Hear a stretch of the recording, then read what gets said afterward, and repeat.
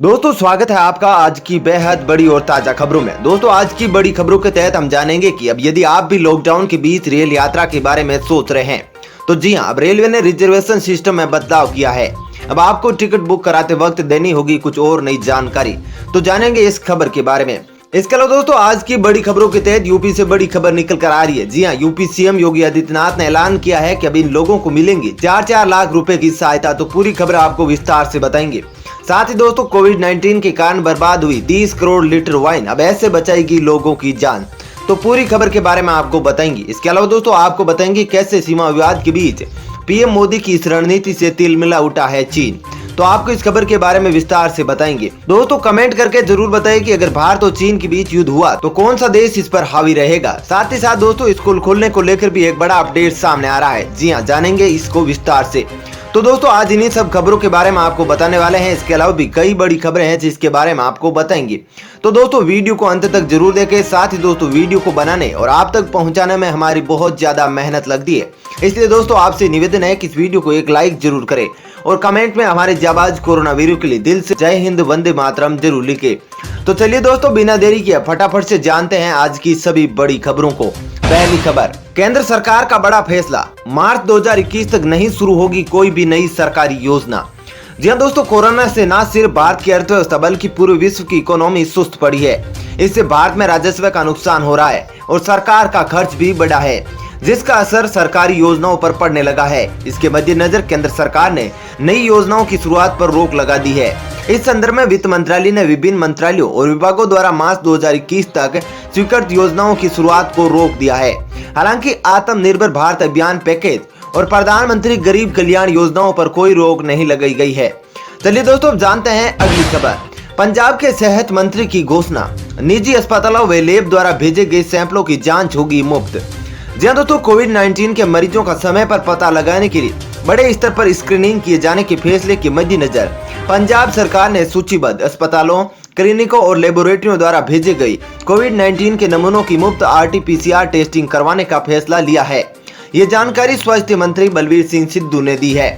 चलिए दोस्तों जानते हैं अगली खबर। रेलवे ने रिजर्वेशन सिस्टम में किया बदलाव, अब देनी होगी कुछ और नई जानकारी। जी हाँ दोस्तों, लॉकडाउन के बीच रेलवे ने ट्रेनों का संचालन शुरू कर दिया है। रेलवे ने पहले केवल ऑनलाइन रिजर्वेशन शुरू किया था, लेकिन इसके बाद काउंटर रिजर्वेशन भी शुरू कर दिया है। स्टेशनों पर रिजर्वेशन काउंटर यानी PCR से जुड़े सॉफ्टवेयर में बदलाव किया गया है। इसका प्रभाव स्टेशनों पर रिजर्वेशन के लिए आने वाले लोगों पर पड़ेगा। रेलवे ने प्रोफार्मा में यात्री को अपना पूरा पता, मकान नंबर, गली, कॉलोनी, तहसील का पूरा विवरण देने को कहा है। बता दें कि देश भर में 1 जून से 200 ट्रेनों का संचालन शुरू हो चुका है। इसके अलावा यात्रियों को रिजर्वेशन फॉर्म में वही मोबाइल नंबर देना होगा जिसे लेकर वे यात्रा करेगा। इसके साथ ही उसे डेस्टिनेशन स्टेशनों से जुड़ी जानकारी भी काउंटर पर बैठे क्लर्क को बतानी होगी।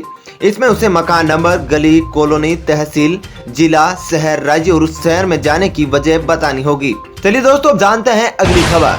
महिला टीचर ने 25 स्कूलों में काम करके लिया 1 करोड़ रुपए वेतन, योगी सरकार का बड़ा घोटाला आया सामने। जी हाँ दोस्तों, यूपी की योगी आदित्यनाथ सरकार का एक बड़ा घोटाला सामने आया है। यहाँ पर एक शिक्षिका एक साथ करीब 25 स्कूलों में पढ़ा रही थी। यही नहीं, उसको सैलरी के रूप में 1 करोड़ रुपए का भुगतान भी किया गया। ये घोटाला उस समय पकड़ में आया जब शिक्षकों का डेटाबेस बनाया जा रहा था। आपको बता दें कि कस्तूरबा गांधी बालिका विद्यालय में काम करने वाली टीचर अंबेडकर नगर, बागपत, अलीगढ़, सहारनपुर और प्रयागराज जैसे जिलों में कई स्कूलों में एक साथ काम कर रही थी। चलिए दोस्तों अब जानते हैं अगली खबर। अभिभावकों ने रखी राय, कहा 21 दिन तक नहीं आए कोई केस तो खोले स्कूल। जी हाँ दोस्तों, कोरोना महामारी के बीच जुलाई में स्कूल खोले जाने की सुगबुहाट शुरू हो चुकी है। भारत में लोकल सर्किल में एक ऑनलाइन सर्वे में यह बात सामने आई है कि ज्यादातर अभिभावक नहीं चाहते हैं कि स्कूल अभी खोले जाएं। उनका कहना है कि स्कूल खुलने पर सामाजिक दूरी का पालन करना मुश्किल होगा।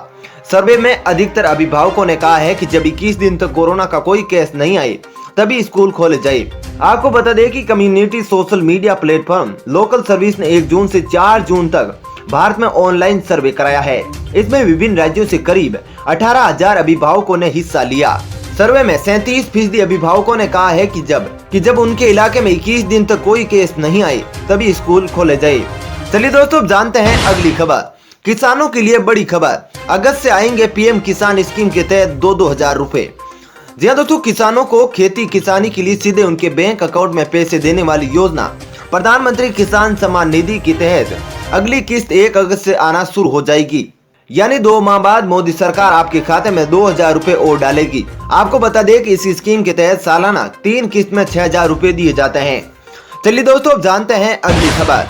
LIC की पॉलिसी खरीदने वालों के लिए बड़ी खबर। पैसे निकालने का यह नियम 30 जून तक किया आसान। जी हाँ दोस्तों, देश की सबसे बड़ी सरकारी इंश्योरेंस कंपनी LIC ने कोरोना की संकट में ग्राहकों को राहत देते हुए मैच्योरिटी क्लेम के नियमों को आसान कर दिया है।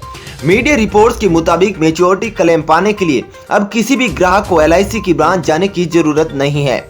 ग्राहक अपनी पॉलिसी, KYC दस्तावेज, डिस्चार्ज फॉर्म और अन्य दस्तावेजों को स्कैन करके ईमेल के जरिए संबंधित ब्रांच में भेजकर क्लेम हासिल कर सकते हैं। ग्राहकों को 30 जून तक यह सुविधा मिलेगी। चलिए दोस्तों, जानते हैं अगली खबर। मानसून का आगे बढ़ना जारी, अगले 5 दिन नहीं चलेगी लू, गर्मी से मिलेगी राहत। जी दोस्तों, देश के कई हिस्सों में शुक्रवार को वर्षा हुई, जिसमें अधिकतम तापमान सामान्य से कम दर्ज किया गया। वहीं मौसम विभाग ने आगामी 5 दिनों के दौरान लू नहीं चलने और अगले सप्ताह से मध्य और दक्षिणी भारत में मानसून के जोर पकड़ने की उम्मीद जताई है। राष्ट्रीय राजधानी दिल्ली और आसपास के राज्यों पंजाब, हरियाणा और राजस्थान में दिन में वर्षा हुई है। भारतीय मौसम विभाग के क्षेत्रीय पूर्वानुमान केंद्र के प्रमुख कुलदीप श्रीवास्तव ने कहा कि उत्तर पश्चिमी भारत में सक्रिय पश्चिमी विक्षोभ और चक्रवात निसर्ग के कारण नमी के कारण बारिश हुई है। उन्होंने कहा कि इस क्षेत्र में 15 जून तक लू नहीं चलने की संभावना है। चलिए दोस्तों, अब जानते हैं अगली खबर। कोविड-19 के कारण बर्बाद हुई 30 करोड़ लीटर वाइन, अब बचाएगी लोगों की जान। जी दोस्तों, सोशल डिस्टेंसिंग के कारण दुनिया भर में बार और रेस्तरां बंद हो गए। फ्रांस में इस कारण करीब 30 करोड़ लीटर वाइन बर्बाद हो गई। इंग्लैंड के अखबार द गार्जियन के मुताबिक फ्रांस समेत पूरे यूरोप में वाइन न बिकने से इसे बनाने वाली कंपनियों को भारी नुकसान हुआ है। अब फ्रांस में 33 डिस्टिलरीज को यह जिम्मेदारी सौंपी गई है कि वे देश के 20 करोड़ लीटर वाइन जमा करें जो अनबिकी रह गई है। इस वाइन से अब एथेनॉल और हैंड जेल बनाया जाएगा, जो कि सैनिटाइजर के रूप में इस्तेमाल होगा। यानी जो वाइन कोविड-19 के कारण नहीं बिक सकी, अब उसे सैनिटाइजर बनाया जाएगा। इस तरह वही वाइन लोगों को अब दूसरे फॉर्म में कोविड-19 से संक्रमण में बचाएगी। चलिए दोस्तों, अब जानते हैं अगली खबर। इस दिन खुलेगा प्रसिद्ध बालाजी मंदिर, हर दिन केवल 6000 भक्त कर पाएंगे दर्शन। जी दोस्तों, तिरुमाला के पास भगवान वेंकटेश्वर के प्रसिद्ध पहाड़ी बालाजी मंदिर को 11 जून से खोल दिया जाएगा, लेकिन हर दिन सीमित संख्या में ही भक्त दर्शन कर पाएंगे।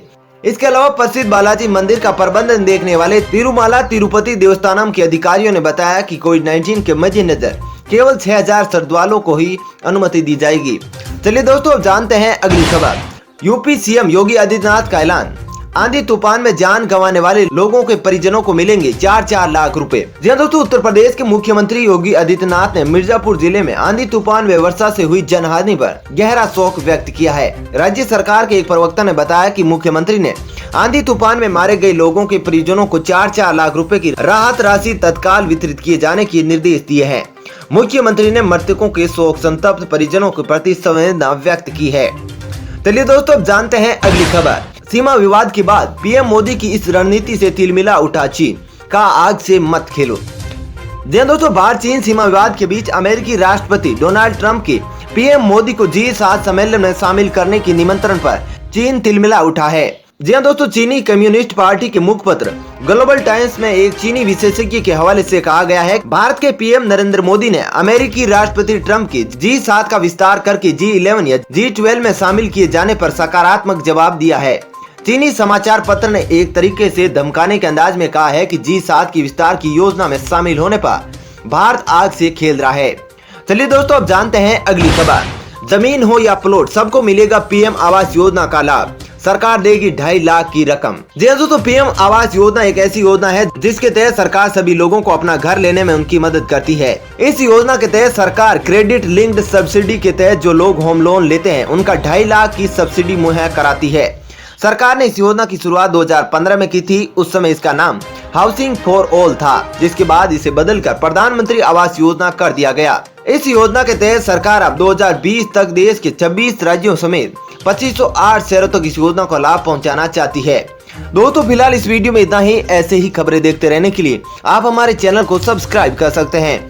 साथ ही दोस्तों, वीडियो के बारे में आपकी जैसी भी राय हो कमेंट करके जरूर बताएं। और दोस्तों, यदि आप भी हमारी मेहनत को सपोर्ट करना चाहते हैं तो इस वीडियो को लाइक और शेयर कर सकते हैं। धन्यवाद।